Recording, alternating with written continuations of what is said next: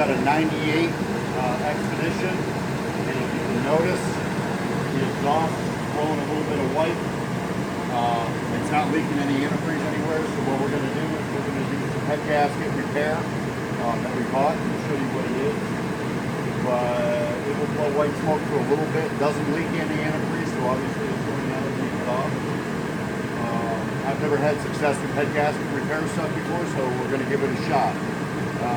Here's what we're going to use. We're going to use this stop leak by Bars head gasket for blown head gasket repair. It's got on the side of it how much to use, obviously for bigger engines or smaller engines. Obviously this one right here is the small V8 from Ford, so that is going to take one full bottle. If you're using a smaller car like a Honda or something like that, you'd probably use a little bit less. You're going to have to check the specs on how many gallons it takes of antifreeze.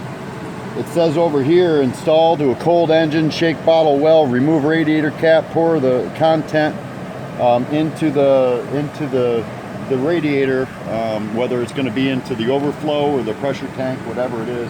Obviously we've got the vehicle running right now, so we're going to wait until it totally cools off like it's suggested to do. I just wanted to let their motor run right now so you can see what it's going to look like coming out the exhaust. You're going to see white smoke coming out of the exhaust. And usually, anytime you have white smoke, it's usually antifreeze that's burning from there. If it was a black smoke or something, that would be more oil. So right now what we're going to do is probably wait until tomorrow after it's completely cooled off. And we're going to go ahead and put the head gasket repair in and go through the steps. We'll be right back tomorrow. All right, today we're at day 2. Like we said, we let the Expedition, 98 Expedition, cool off overnight. Reason why we're doing this, again, on the side of the box, it says white exhaust smoke. We also had bubbles in the coolant, so this is the product to do for there. Again, this is the last hope for this before we have to take the top of the motor off and do the head gasket, so hopefully this works. What we're going to do is do exactly what they said. They say shake it really well. So we're going to shake it really well, and I'm not sure what their definition of really well is, so I've already shaken this prior to turning on the video. We're going to go over here. This is a pressurized system with Fords, and most vehicles are pressurized right now. So it has the reservoir system here that's pressurized. The radiator's underneath. We're going to open it. I'm not sure how this, okay. And it says pour the entire contents. We looked at the system, and the system is the bigger system, so it is going to require one bottle. We're going to put it in there.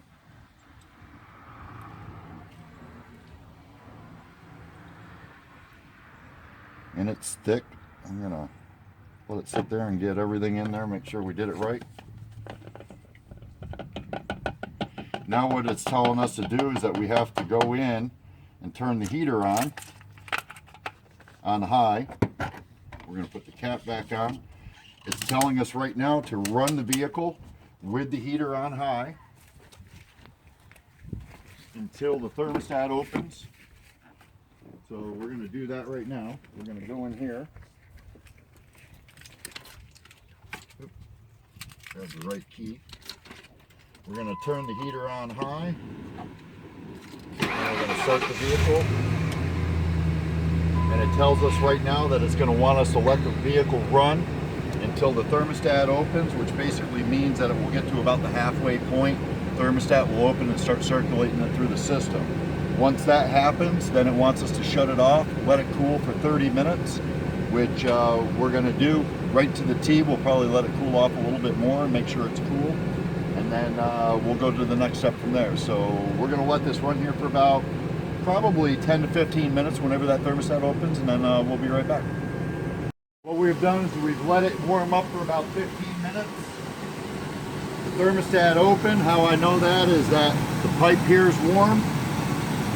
See, the reservoir is now actually circulating fluid. And also, if you come inside, you're going to feel the heat coming out of the radiator ducts. That means it's gone to the heater core. See, the temperature is right around the halfway point. We never did have an overheating problem with this, just white smoke coming out of there and loss of antifreeze. So what we're going to do now is their recommendation is to turn it off for 30 minutes, let it cool off, and then we're going to go through the next step. So we'll be right back as soon as it cools off. All right, what we've done is we've let the motor cool off It says 30 minutes. We let it cool off because we came out and the radiator hose was still a little bit warm, so we let it cool off about probably 40-45 minutes, somewhere in that area. The directions say now, it says top off radiator, add coolant as needed, and either run the engine at idle approximately 1200 RPMs if you have a tachometer, or gently drive the vehicle for 15 minutes. We're going to just run it because I got somebody here that's going to sit there at 1200 RPM and just run it. So we're going to go over here, we're going to check the coolant. And right now, I'm not sure if you can see it or not, it looks like we need to add a little bit of coolant. It says cold coolant line right there, so that's what we're going to do. So we're going to put it to the cool. We're going to just fill it up. It shouldn't take that much, actually. Looks like right about there should do it.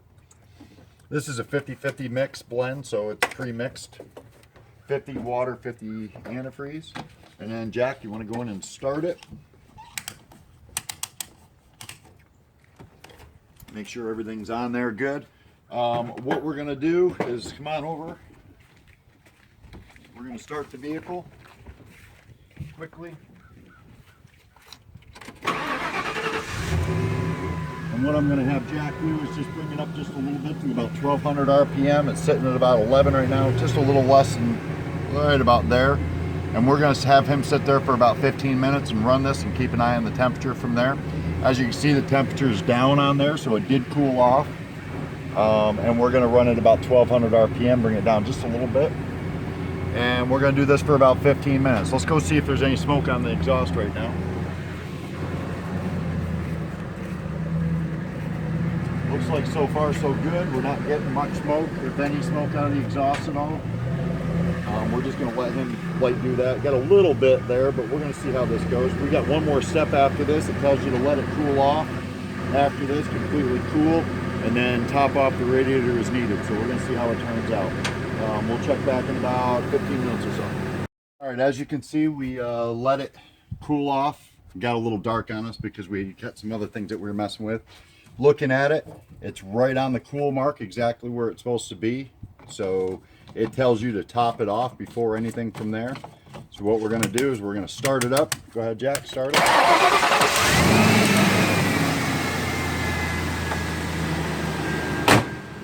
And let's go over the exhaust pipe.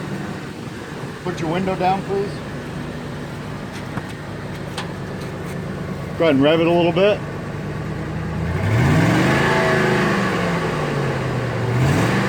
That's good. As you can see, we got a little bit of white here. I'm hoping that will clear up here a little bit as it goes through. We've done everything exactly the way they said. It's a little chilly out. That is true exhaust. That's not white smoke anymore. That's actually just exhaust from it heating up from there. There might be a little bit of residue that's through the system also. So that's definitely smoking a lot less than it was before. Go ahead and rev it a little bit. Yeah, that's just condensation. See how it's not white cloudy smoke? That's just a regular exhaust. It's about 50 degrees out right now. So that's it. That's our the bars head gasket stop leak. Pretty easy to do. It's recommended by a lot of people, and hopefully this video has been helpful for you.